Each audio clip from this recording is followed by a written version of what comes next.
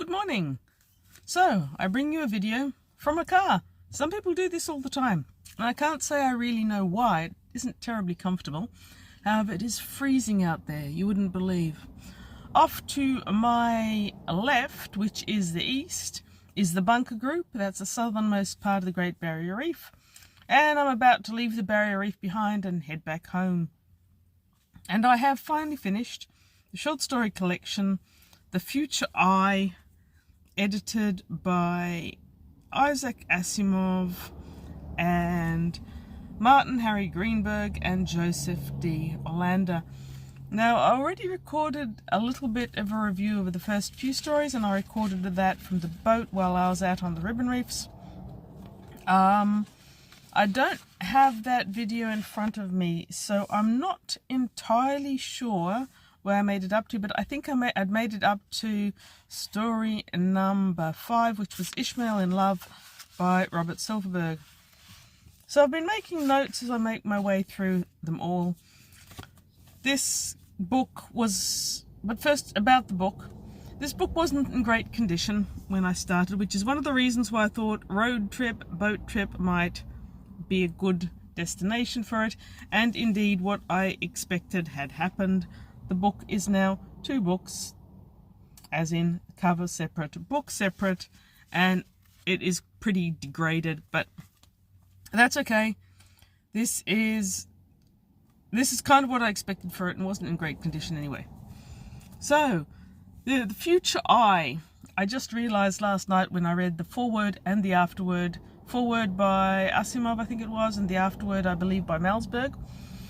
I just realized the reason it's called that is because all of the stories in it are first person stories. And I have to say, not until I read Malzberg's little bit at the back did I realize that and go back and read the first bit by Asimov. Then I realized that. So it contains 19 of science fiction's most inspired and prophetic authors, if you believe the cover. I will say about the cover, those naff little shorts. That's so 70s, isn't it? It's just plain funny. Anyway, on to the stories. I really enjoyed this story collection. I'm glad I've started trying to read the short stories that American science fiction at least was based on, because there's a lot in there, and I'm rediscovering authors like Malzberg, who I really don't enjoy very much as novelists, who do great short stories. So the 6th story in this collection is The Secret Place by Richard McKenna, and it is from 1966. Okay, now I'm confused. The Secret Place by Richard McKenna, copyright 1966 by Damon Knight. Oh wait, maybe that's the introduction. Maybe it isn't the introduction. Let's see. Nope, Secret Place, Richard McKenna. Don't know where Damon Knight comes into it. Maybe that's who published it in the first place. So The Secret Place is an excellent story, and I am 90% certain that I read it before a long time ago. I didn't remember it well. It was definitely a 5-star, start to finish. Richard McKenna, I also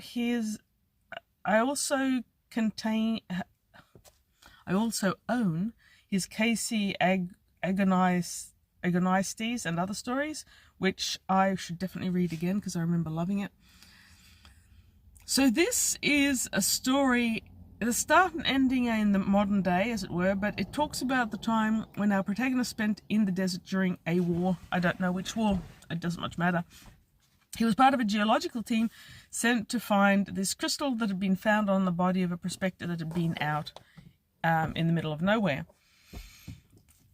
None of the geology of the place in any way suggested that it was able to produce that sort of a crystal. They were searching anyway, and in the course of that, the protagonist finds out that the sister of the person who had the crystal used to spend a lot of time out in the desert with him. So he gets to the sister and he finds out that she and her brother had this amazing, rich fantasy land that they'd been playing in since they were children. And he actually mapped it. and he gets fascinated by her. She's a strange sort of girl. And at the end, the clincher to the story is that the mythical fairyland that he's been mapping so carefully with its castles and giants and adventures that Helen and her brother had had, he is sent through a survey map of what that landscape would have looked like in the Miocene period, and that corresponded perfectly with this imaginary kingdom. So it's a great story. I love much about it. One of the things I really do enjoy is that Helen develops self-determination through it, and I think the female protagonist demonstrates how females or women in the early short stories can actually really be quite fascinating. So I enjoyed that one a great deal. 5 out of 5 stars. The next one is The Large Ant by Howard Fast. Now, I don't think I know Howard Fast. Not sure I've ever read anything else of his before. It was a strange, kind of desperate take about how humans react without thinking to things that aren't human, specifically insects. And I was diving a coral reef when I read it, so I loved the poignancy of it. I didn't always love the take-home messages. I didn't always love the protagonists, and I didn't always love the writing style of it, so I'm going to give that one 3 out of 5, but still a great story. And if you enjoy the writing, pacing and cadence more, you'd probably give it more, which it would deserve. Next story is Fearhound. Fearhound by Catherine McLean. I'm not sure that I know Catherine McLean. I'm not sure that I've ever read any of hers before. It's very much a social science one, and it's a weird story about ESP that creates major social events and an agency that tracks them down. So it feels like a very 60s, 70s type story. The idea that someone who's desperate or in pain can affect an entire city with their pain through some sort of weird social ESP. It's a good concept. The pacing didn't really do it for me, so I'd probably give that one 3 out of 5 stars as well. I don't remember ever having read anything else by her. Would I? Don't know. Okay, what have we got? After Fearhound is Positively The Last Pact with The Devil by J.O. Jepson. Another author that I don't think I know. I'm not sure that I've ever read anything by the author. I'm not sure I've ever read this story. Sorry. Very cold, did I mention? Before, it's kind of cute, and I like the end note. I like the notion that devils and demons are actually ETs. They're extraterrestrials who live elsewhere, and all the gobbledygook with the pentagrams and incantations and stuff is actually a scientific principle. I like that. The rest of the story are 3 out of 5 stars. It wasn't bad. Next one is Rejoice, Rejoice, We Have No Choice by Terry Carr. This one's from 1974, and it feels it a little bit. So a lot of sci-fi stories, and books for that matter, have got this notion of what the next generation of humans might look like. And assuming there's ESP involved, you may have a whole generation who can communicate mind to mind. And that's the central theme of this book. So some great plague or whatever has annihilated large portions of the humanity. We're out somewhere in the sticks in America, and the son and the daughter of this man can talk to each other telepathically and to the children of the next farm. There's plenty of these post-apocalyptic ESP scenarios. I did quite enjoy it. This one, I've got to say, is one of the better ones. It doesn't do any of those really, really tried and true themes like religion doesn't want to wipe them out. They don't want to wipe anyone else out. It's more investigating what it might feel like to become part of that gestalt. I still think Theodore Sturgeon did it better, but this was a great story, and I gave it 5 stars. The next one is Air Raid by John Varley, and it was quite a unique concept, and I really enjoyed it. So, what have I... When you're given a title like Air Raid, you've got specific opinions about what's going to be happening, right? And John Varley, who I don't think I know from any other story, has done something really, really creative with it. So this particular Air Raid isn't what you'd expect. There's not things coming from the sky. We're talking about a post-apocalyptic scenario in which a disease has come through humanity. It's infected everyone. People are basically rotting in their own bodies and falling apart.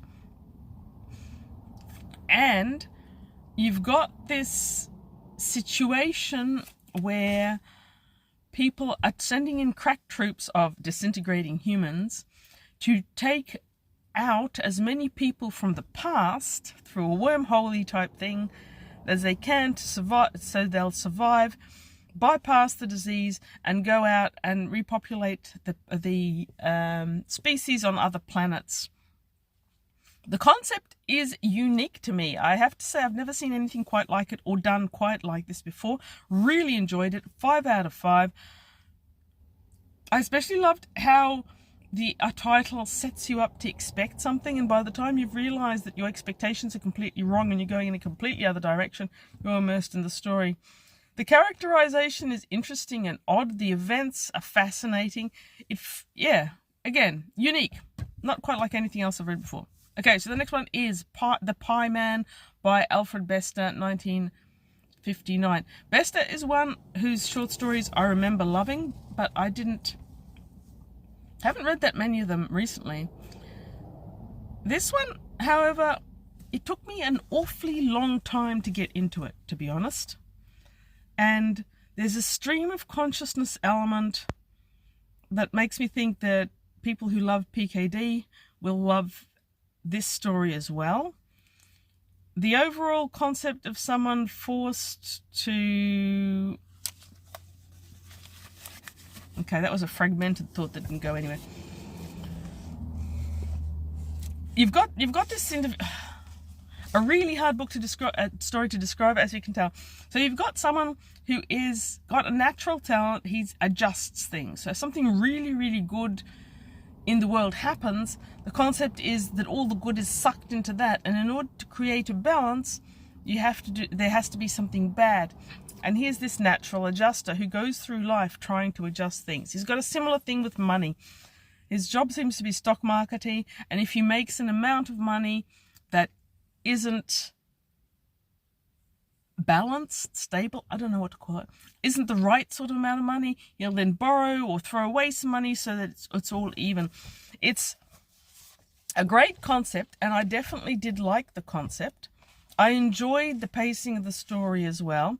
Once I got into it, I thought it was excellent and it was 5 stars, but the getting into it, I don't think I've ever read this one before, and I suspect that if I'd tried to read it, I might not have made it through the first page or two where you've got interesting and creative, poetic looking writing that looks like this. It's kind of not always my sort of thing. It took me a while. But finally, overall, I'd say The Pie Man by Alfred Bester deserves 5 out of 5 stars for what it does and how it does it. Next, we've got Protagonists by Keith Laumer. Keith Laumer, again, an author that I feel I have read more of. This story is from 1966, I believe. It's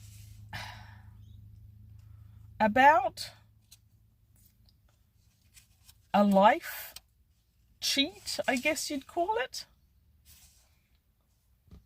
I don't know what you'd call it. Okay, so we're postulating a future where you've got somewhere life insurance has to be purchased from kiosks, like today you purchase money or parking tickets from kiosks, and everyone needs to have one. This guy goes to get one and he can't. It's a very short story.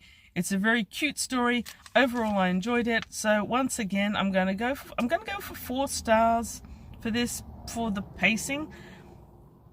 And while the the last part of the story makes up for it. At times you're a bit lost, and I wasn't quite sure about it. Black Charlie by Gordon R. Dickson was the next one. Gordon R. Dickson is one of those authors that has like a awe in my brain for his alien art book, but I haven't read that many. I've read his Dorsai. Alien art was absolutely my favorite. I know a little bit about him. I clearly need more. The Dragon and the George I remember loving. 5 out of 5 stars. I like reading about art. There aren't many people who combine art and science fiction in their stories or in their novels, so kudos to him for that. The way he does it here, where you've got an alien species first learning to create art that's recognizable by humans as art. It's a slow boiler of a story. It's deeply poignant. I enjoyed the hell out of it. It's kind of beyond stars, but obviously I'd give it 5 if I was going to give it out of 5 stars. The next one is by this little author that you may have heard of called George R.R. Martin. With Morning Comes Mistfall is the title. I have to say, again, George R.R. Martin, another one. Short stories are excellent. Novels sometimes lose me. This is a great concept and a great story. 5 out of 5 stars. You can see George R.R. Martin's attraction and addiction to mythology in here already. You've got an alien planet which is mist-bound. It's got very high peaks, but the valleys are always in mist, and at night mist rises up and covers the horizons. And our protagonist, again with the I protagonist, has come in with a group of scientists who are there to look for the mist wraiths, which everyone claims are there. Everyone claims in the mists live these wraiths that occasionally kill humans. They're being very over-scientific about it and want to prove that they either are there or they aren't there. There's this castle in the clouds where they're staying, where the owner of it wants to keep them, the myth wraiths, not a secret, but a part of a mythology. He believes the spirit needs stories and ghosts and folklore, whereas the scientist believes that we need to know the truth. Excellent little story, 5 out of 5 stars. Enjoyed it a lot more than the last full novel of Martin's that I tried to read. Okay, so the next one is End as a World. That doesn't sound right. As you can tell, I'm working between my notes that I made while I was reading them and the book itself. Yes, End as a World by Floyd L. Wallace. Pretty sure I've got no idea who Floyd L. Wallace is. This story is from 1955, so pretty old. It's cute. It's deceptive. It convinces you you're looking at an end of the world.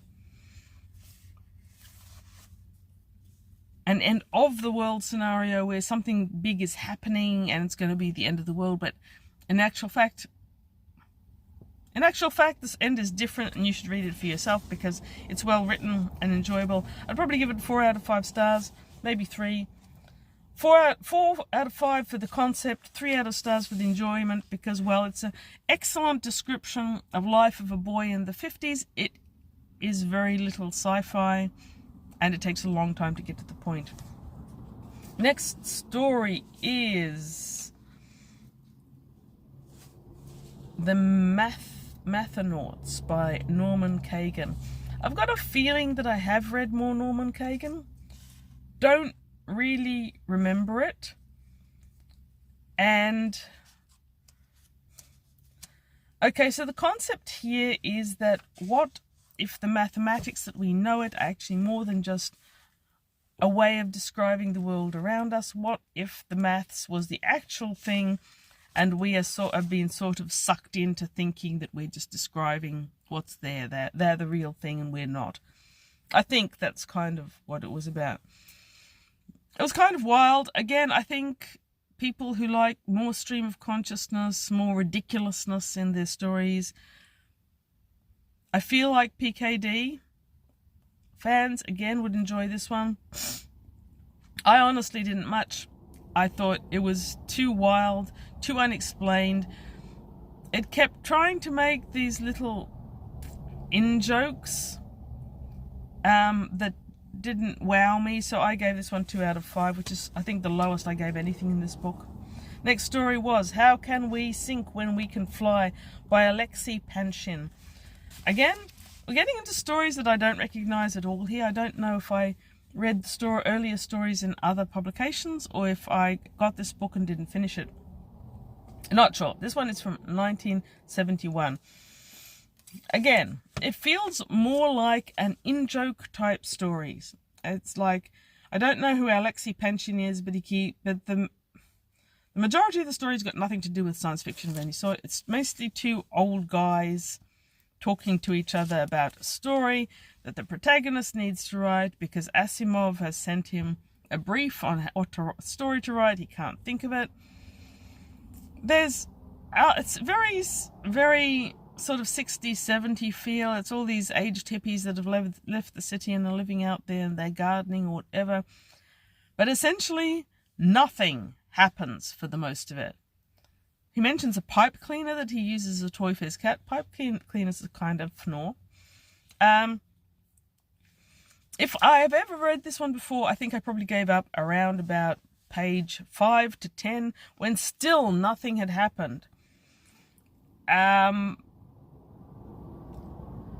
It didn't really end with a conclusion per se, and as such, it was just these guys waffling on about the other science fiction writers they know, like Joanna Russ and Asimov.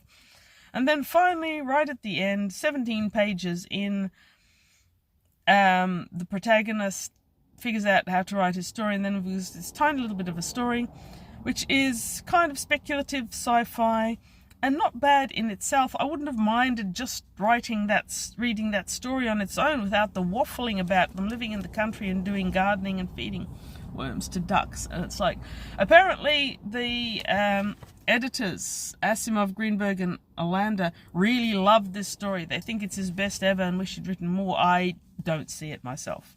So, yeah, 2 out of 5 again.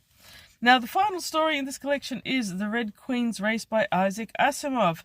Slightly well-known author, once again. I gave this one 5 stars, and it once again confirmed me in the fact that, for me, Asimov is going to be an amazing author of short stories and a poor author of novels. I just don't like his novels, but his short stories I almost invariably do. So this is an excellent look at the options regarding matter transference through time and the inconsistencies that would occur around that. So there's only a little bit of the grandstanding that Asimov was really addicted to. It was a great concept. I think it was well executed. You've got this power plant where all the power's vanished, essentially, and a man is found dead. And our protagonist is investigating what has happened, where did the power go, what he might have been working on. And he does this by going to the university he worked at, talking to another professor, talking to his postgrad students. And he finally comes up with a really interesting concept that includes a translation of chemistry and other textbooks into ancient Greek, and matter transference. It's a great story. I do recommend reading it. If you do, treat your books better than I treat mine, but, you know, that's me. Thank you very much for watching this fragmented video. By the time I make another one, I'll probably be back home with decent setup. I've had a wonderful dive trip, and I apologize for the long break between postings that has happened somewhere in the past. Back on track now. Thank you for watching, and always read good books or read books.